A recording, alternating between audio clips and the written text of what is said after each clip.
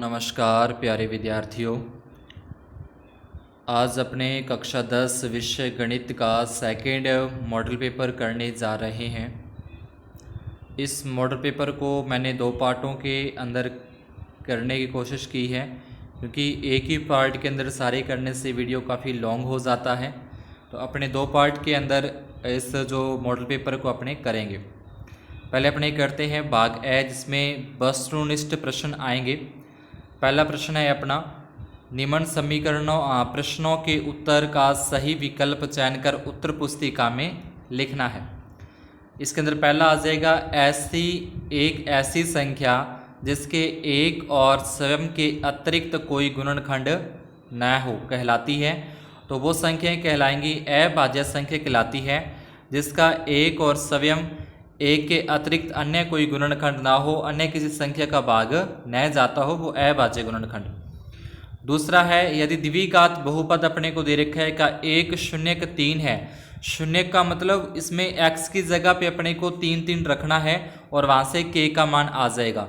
लेकिन जो अपने को समीकरण दे रखी है इसमें 2x² plus x plus k और बराबर में इसके लिख देंगे 0। अब अपने को शून्य का मतलब x का मान दे रखा है ये 3, तो इसमें x की जगह पे अपने को 3 रखना है। तो x की जगह पे अपने रख देंगे, यहाँ पे 3 3 रख देंगे। तो अब 3 का वर्ग करने पर आ जाएगा 9 आ जाएगा, यानी कि 2 गुणा 9 और प्लस में 3 और प्लस में k बराबर में 0। अब 9 को पहले 2 से गुणा करेंगे 18 में 1 जोड़ देंगे तो 18 और 3 हो जाएंगे 21। ये 21 जब बराबर के इस साइड लेके जाएंगे तो माइनस के 21 हो जाएंगे। तो अपना सही जो उत्तर है वो आ जाएगा माइनस का 21। अगला तीसरा पॉइंट है, तीसरा प्रश्न, पिता की आयु पुत्र की आयु की 3 गुनी है। यदि पिता की आयु 3x है तो 3 गुनी का मतलब कि पुत्र की जो आयु है वो x होगी, तो पिता की आयु 3x हो जाएगी 3 गुनी का मतलब। उसके बाद कह रहा है कि 5 वर्ष बाद पुत्र की आयु कितनी होगी। 5 वर्ष बाद पुत्र की आयु कितनी होगी, तो पुत्र की वर्तमान आयु है x, 5 वर्ष बाद बोल रहा है तो 5 प्लस हो जाएगी। अगर 5 वर्ष पूर्व बोलता तो 5 वर्ष पूर्व के लिए ये x - 5 आता। अगर पिता की पूछता है कि पिता की आयु कितनी होगी 5 वर्ष बाद, तो ये हो जाएगा 1 नंबर। ठीक है, तो फिलहाल अपने को पुत्र की पूछिए तो ये आ जाएगा x + 5। अगला चौथा प्रश्न है, निम्नलिखित में से कौन रैखिक समीकरण को हल करने की एक विधि है। तो ये आपको बताने की जरूरत नहीं है।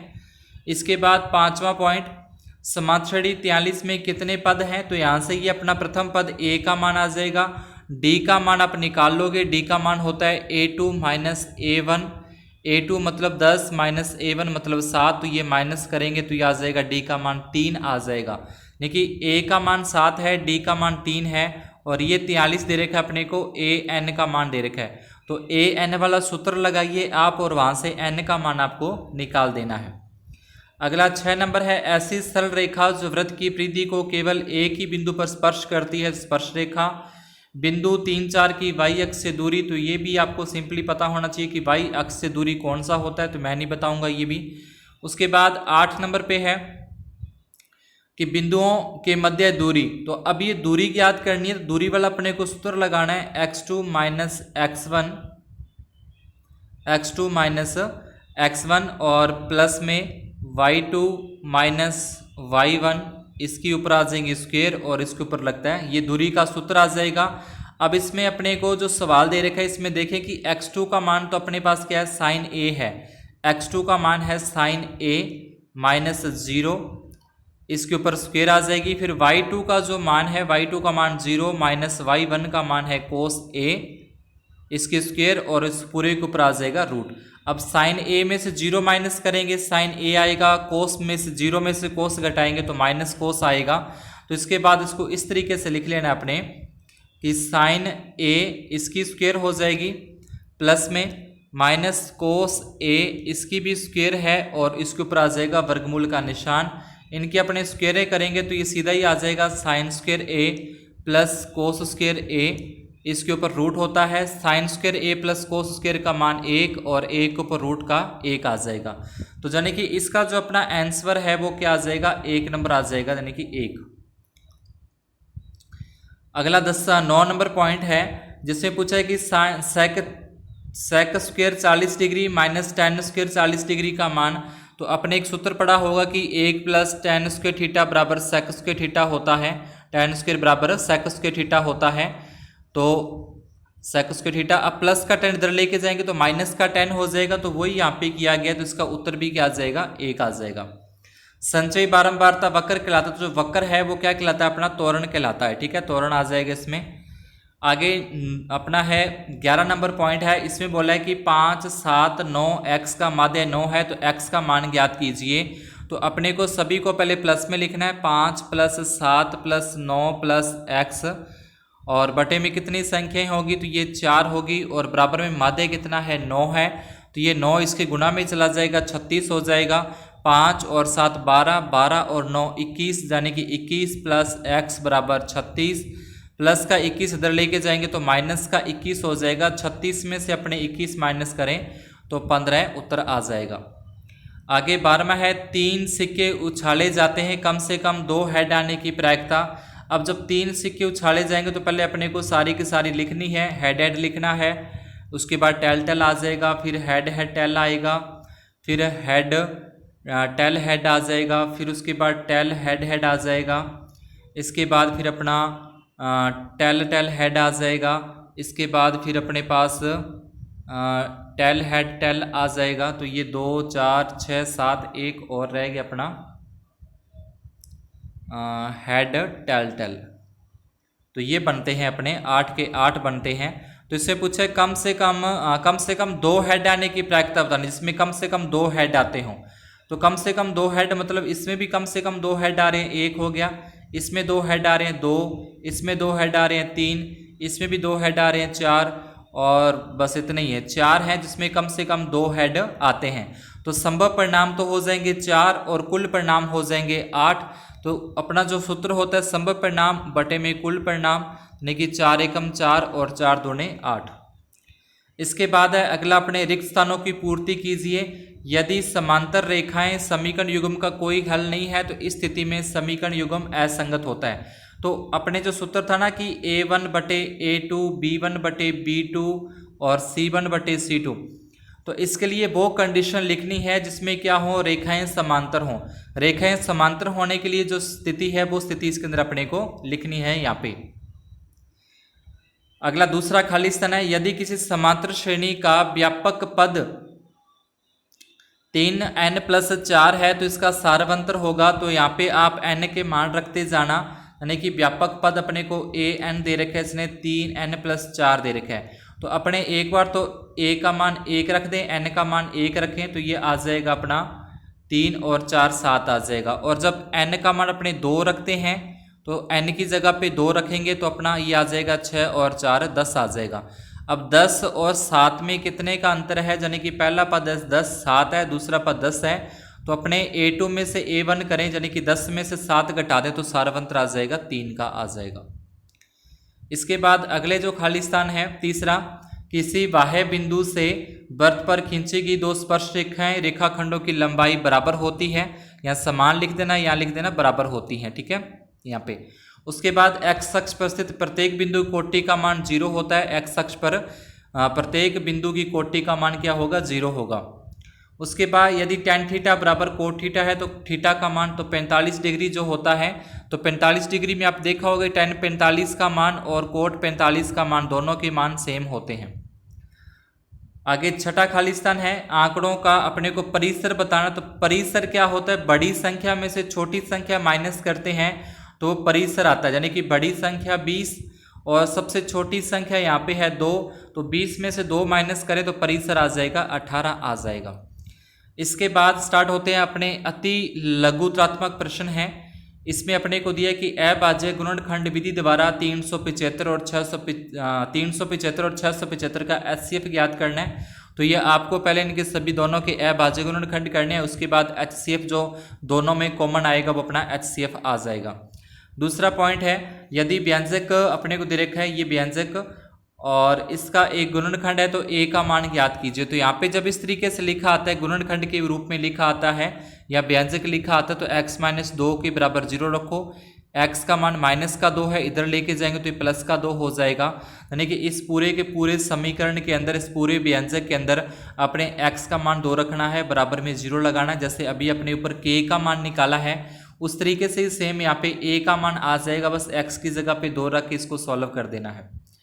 आगे तीसरा पॉइंट है, एक द्विघात बहुपद ज्ञात कीजिए जिसके शून्यकों के योग और गुणनफल क्रमशः -4 और 3 है। तो ये अपने को पता होता है कि शून्यकों का योगफल क्या होता है। तो यहाँ पहले तो अपने लिखना है शून्यकों का योगफल, ऐसे लिख देना है पूरा। शून्यकों का योगफल बराबर होता है -b/a होता है, जो कि अपने को दे रखा है -4। अब इसके बटे में कुछ नहीं है, a का मान कुछ भी नहीं दी है तो अपने 1 रख देंगे। दूसरा होता है शून्यकों का गुणनफल लिखेंगे, शून्यकों का गुणनफल लिखेंगे जो कि होता है c/a होता है। तो यहाँ पे गुणनफल दे रखा है अपने को 3 और बटे में a। तो दोनों की अगर अपने तुलना करें तो यहाँ से अपने पाते हैं कि a का मान तो है यहाँ पे 1 है और b का मान अपने पास है 4 और c का मान अपने पास है 3। और उसके बाद जो व्यापक द्विघात बहुपद होता है ax² + bx + c, ध्यान रखना ax² + bx + c व्यापक बहुपद में abc के मान रखने पर, तो जब abc के अपने इसमें मान रखेंगे तो अपने पास जो समीकरण बन के आएगी वो आ जाएगी x² + के 4x और +3, ये अपना क्या आ जाएगा, एक बहुपद आ जाएगा। आगे 4 नंबर है, एक संख्या x का दुगुना y से 24 अधिक है। तो एक संख्या क्या है x का कितना है 2 गुना, तो x का 2 गुना क्या है y से 24 अधिक है। तो इस तरीके से एक संख्या x का 2 गुना y से 24 अधिक है, तो प्लस कर दिया। इसको अपने क्या बनाना है, इस वाक्य को प्रकट करने वाला समीकरण लिखना है। तो इसका समीकरण ऐसे बन जाएगा 2x + का y, इधर लेके आएंगे माइनस का y, 24 को भी अंदर की तरफ ले जाएंगे तो -24 = 0। तो ये क्या बन जाएगा 2x - y - 24 = 0, एक समीकरण यहाँ से लिख देना है। आगे 5वां प्रश्न है, k का मान ज्ञात कीजिए जिसके लिए x = 2 द्विघात समीकरण का एक मूल है। तो अभी जो आपको मैंने ऊपर बताया उस तरीके से, तो इसमें अपने रखना क्या है कि x की जगह पे 2 रख देना है। ऐसे x की जगह पे अपने 2 रख देंगे और वहाँ से अपने को k का मान सिंपली निकाल देना है। 2 का वर्ग करेंगे हो जाएगा 4 हो जाएगा, k को 2 से गुणा करें -2 के -2 = 0, 4 तिया ये हो जाएंगे 12 में से ये 2 घटा देंगे 10 बचेगा, 10 - 2 के बराबर में क्या आ जाएगा 0। अब ये -2 के इधर लेके जाएंगे तो +2 के हो जाएगा, यानी कि 10 बराबर में 2 के। अब ये 2 इसके बटे में आ जाएगा, 10 में 2 का भाग दे के अपने k का मान आ जाएगा 5। तो ये k का मान अपने निकाल देना है। 5वें सवाल के अंदर अपने क्या आ जाएगा, k का मान आ जाएगा 5 आ जाएगा। 6 नंबर है, समीकरण 2x² + 3x + 4 के मूलों की प्रकृति निकालनी है। तो विभक्ति कर वाला जो सूत्र आपको बताया हुआ है, विभक्ति कर b² - 4ac, इसमें अपने abc के मान, तो पहले तो अपने abc के मान लिखने की a बराबर इतना है, b बराबर इतना है, c बराबर इतना है। तो उसके बाद इसमें अपने को मान रखने हैं। b का मान अपने रखेंगे 3, 4 गुणा a का मान 2 और c का मान है 4। ठीक है, यहाँ से 3 का स्क्वायर 9 आ जाएगा, 4 को 2 से गुणा करेंगे 8, 8 को 4 से गुणा करेंगे तो 8 चौका आ जाएगा 32। तो 32 माइनस करेंगे तो अपने पास ये आ जाएगा -23। तो अब माइनस के अंदर संख्या आती है तो लिख देंगे इसके मूल अवास्तविक लिख देना या फिर काल्पनिक लिख देना। दी गई द्विघात समीकरण के जो मूल हैं वो अवास्तविक है या काल्पनिक है। इसके बाद 7 नंबर है, किसी बाह्य बिंदु से वृत्त पर खींची गई स्पर्शरेखा की लंबाई 12 सेंटीमीटर है। यदि वृत्त की त्रिज्या 5 सेंटीमीटर है तो केंद्र से बाहरी बिंदु की दूरी ज्ञात करनी है। तो केंद्र से बाह्य बिंदु की दूरी, यानी कि इस तरीके से इसने बोला है कि एक वृत्त है, इसका ये केंद्र हो गया और एक कोई बाहर बिंदु है, बाहर बिंदु से इस पर कोई स्पर्शरेखा खींची गई है जिसकी लंबाई 12 सेंटीमीटर है और ये इसकी त्रिज्या होगी, ये अपने को देखिए 5। तो यहाँ पे बनता है 90 डिग्री का कोण बनता है। तो 90 डिग्री कोण के सामने वाली भुजा होती है कर्ण होती है यहाँ पे, यानी कि ये अपने को दे रखा है लंब दे रखा है, लंब का मान दे रखा है 12 और जो त्रिज्या होती है वो होती है आधार होती है, आधार हो जाएगा 5। कर्ण अपने को निकालना है। पाइथागोरस प्रमेय लगा के कर्ण स्क्वायर बराबर आधार स्क्वायर प्लस लंब स्क्वायर, तो कर्ण का मान अपने को निकालना है। कर्ण कितना होगा, कर्ण स्क्वायर बराबर आधार स्क्वायर यानी कि 5 की स्क्वायर प्लस लंब स्क्वायर यानी कि 12 की स्क्वायर। 5 का वर्ग 25, 12 का वर्ग 144, दोनों को प्लस करेंगे तो हो जाएगा 169।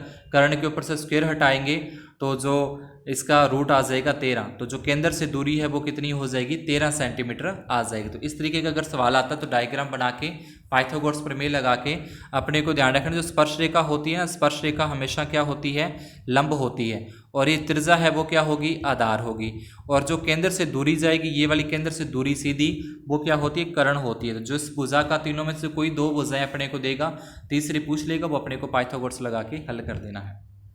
इसके बाद 8वां पॉइंट है मूल बिंदु से दूरी ज्ञात करनी है। तो मूल बिंदु क्या होता है 0 0, एक बिंदु तो हो जाएगा 0 0 और दूसरा हो जाएगा 3 4। तो इन दोनों की क्या निकालनी है, अपने को दूरी निकालनी है। तो दूरी निकालनी है तो मूल बिंदु की दूरी का सिंपल सा सूत्र है x² + y² और इसका रूट। मूल बिंदु से दूरी ज्ञात करने के लिए बोलता है सूत्र लगाना है x² + y², रूट आ जाएगा, तो ये आ जाएगा 9 और ये आ जाएगा 16, 16 और 9 होते हैं 25, और 25 का वर्गमूल कितना आ जाएगा, 5 आ जाएगा। उसके बाद 9 नंबर पॉइंट है, इसका अपने को मान निकालना है। तो जो त्रिकोणमिति वाली सारणी उसमें से इसके मान अपने को याद रखने हैं। sin 60 का मान √3/2, cos 30 का मान 1/2, फिर sin 30 का मान 1/2, cos 60 का मान √3/2।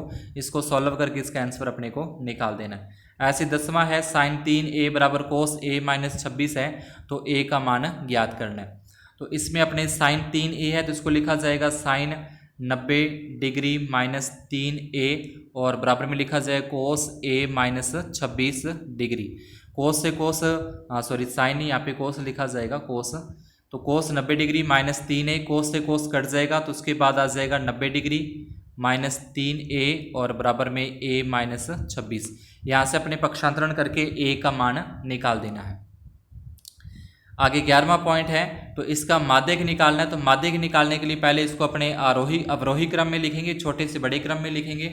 उसके बाद जो बीच में सेंटर में जो संख्या आती है वो अपना क्या होगा, माध्यक होगा। 12वां है, एक पासे को एक बार फेंका जाता है, अभाज्य संख्या आने की प्रायिकता। तो पहले लिखेंगे अभाज्य संख्या, लिखेंगे कौन कौन सी होती हैं अभाज्य संख्याएं, तो वो अपनी हो जाएगी 2 हो जाएगी, 3 हो जाएगी और 5 हो जाएंगे। उसके बाद लिखना है लिखना है संभव परिणाम, तो संभव परिणाम अपने हो जाएंगे 3।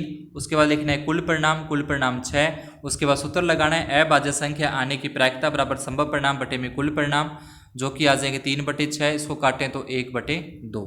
तो इस तरीके से अपना इसका अपने निकाल सकते हैं, ठीक है, अभाज्य संख्या की प्रायिकता। और उसके बाद जो खंड बचते हैं ब और आगे स और द, वो अपने करेंगे नेक्स्ट पार्ट के अंदर। तो इसको अच्छे से करना, और नेक्स्ट पार्ट देखने के लिए वीडियो चैनल को सब्सक्राइब और बेल आइकन को प्रेस करके ऑल पर सेट कर दें, ताकि जैसे ही नेक्स्ट वीडियो अपलोड होता है उसका नोटिफिकेशन आपको मिले। वीडियो को लाइक करना न भूलें। धन्यवाद।